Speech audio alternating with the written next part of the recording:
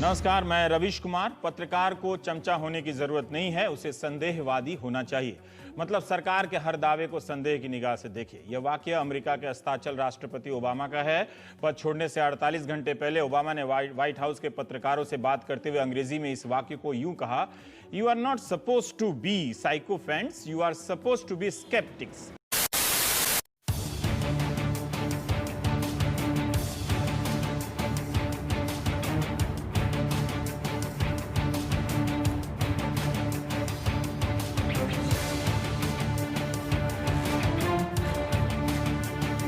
तो आप किसे ज्यादा महत्व देना चाहते हैं, प्रधानमंत्री मनमोहन सिंह की लोकल यानी राष्ट्रीय आलोचनाओं को या ग्लोबल यानी वैश्विक आलोचनाओं को? टाइम पत्रिका ने अपने कवर पर प्रधानमंत्री मनमोहन सिंह को अंडर अचीवर के तौर पर पेश किया है। यानी टाइम की कहानी बताती है कि कैसे वे दूसरे कार्यकाल में उम्मीदों पर खरे नहीं उतरे हैं। हमारे जो प्रधानमंत्री हैं ... रिक्त स्थानों की पूर्ति करें, फिल इन द ब्लैंक्स। नमस्कार, मैं रवीश कुमार। आज यही करेंगे। इन दिनों एक सरकारी गाना चल रहा है, मीलों हम आ गए, मीलों हमें जाना है।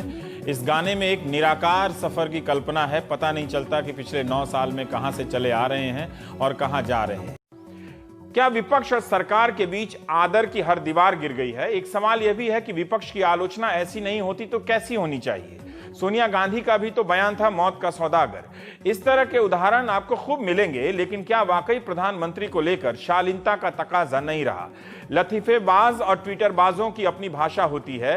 क्या राजनीति भी उन्हीं भाषाओं में खुद को व्यक्त करने लगी है? भगवा कहने पर भड़क जाते हैं और दीमक कह के चुपचाप निकल जाते हैं, और कोई सांप बिच्छू कह के साफ साफ बच जाता है। पर हम बात करेंगे कि आखिर विपक्ष ने कौन सी ऐसी हद पार कर दी कि शेरो शायरी का सहारा लिया गया।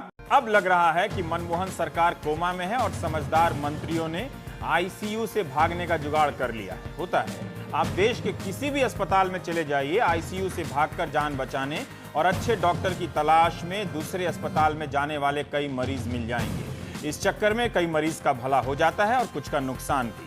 वक्त इतना कम होता है कि यह रिस्क लेना पड़ता है। क्या मनमोहन सरकार के 4 मंत्रियों ने सरकारी अस्पताल से निकलकर प्राइवेट अस्पताल में जाने का फैसला कर लिया है?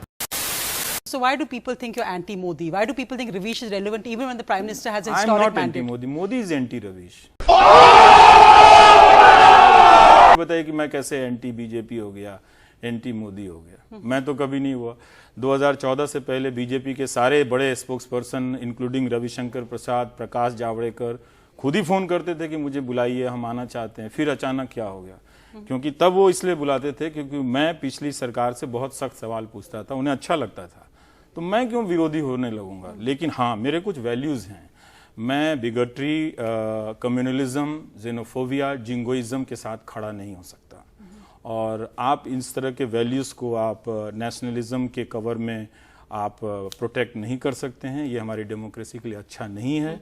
जब प्राइम मिनिस्टर भी जब ऑफिशियली बोलते हैं तो वही बात बोलते हैं जो मैं बोल रहा हूँ। वो कभी नहीं कहते हैं कि हाँ जिंगोइज्म करो। क्या बोलते हैं? ऑफिशियली कभी नहीं बोलते। ऑफिशियली वो कभी बोल ही नहीं सकते हैं। जमीन पे पॉलिटिक्स चाहे जो भी हो, तो पॉलिटिक्स को क्रिटिसाइज करना, नरेंद्र मोदी को क्रिटिसाइज करना हमेशा नहीं है। तो ये ब्रांड कर दिया जाता है सोनिया कि मैं एंटी मोदी हूँ, मैं कोई वोट नहीं सीख करने जा रहा हूँ मोदी जी के खिलाफ। वो हमारे प्राइम मिनिस्टर हैं, विद ड्यू रिगार्ड। ऐसी बात नहीं है कि मैं भी वो समझता हूँ कि वो दायरा क्या है। तो मेरे क्वेश्चंस विद रेस्पेक्ट शुरू होते हैं। घर में घुसकर मारा है, कब्र तुम्हारी खोदी है, दिल्ली की गद्दी पर बैठा बाप तुम्हारा मोदी है।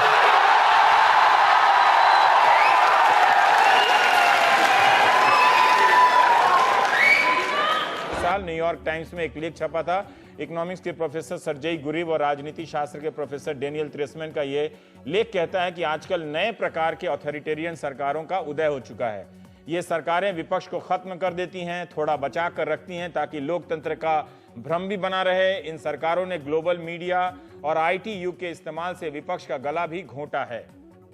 अति प्रचार, बहुत ज्यादा प्रचार, दुष्प्रचार, झूठा प्रचार यानी प्रोपेगेंडा का खूब सहारा लिया जाता है।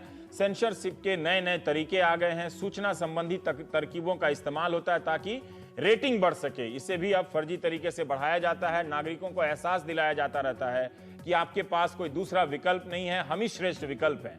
इस लेख में इन शासकों को नया ऑटोक्रेट कहा गया है, न्यू ऑटोक्रेट, जो मीडिया को विज्ञापन की रिश्वत देते हैं, मीडिया पर केस करने की धमकी देते हैं, नए नए निवेशकों को उकसाते हैं कि सरकार की आलोचना करने वाले मीडिया संस्थान को ही खरीद ले। मीडिया पर नियंत्रण इसलिए जरूरी है कि अब सब कुछ धारणा है, परसेप्शन, धारणा आपकी मतलब ख्याल में होना चाहिए, लगना चाहिए कि हाँ ये हो रहा है। लगातार विज्ञापन और भाषण आपको यकीन दिलाते रहते हैं कि हो रहा है, जमीन पर भले वो नजर ना आए लेकिन आप यकीन करने लगते हैं कि हो रहा है। थोड़ा सा भी भगवान ने दी हो तो जरा उपयोग करो।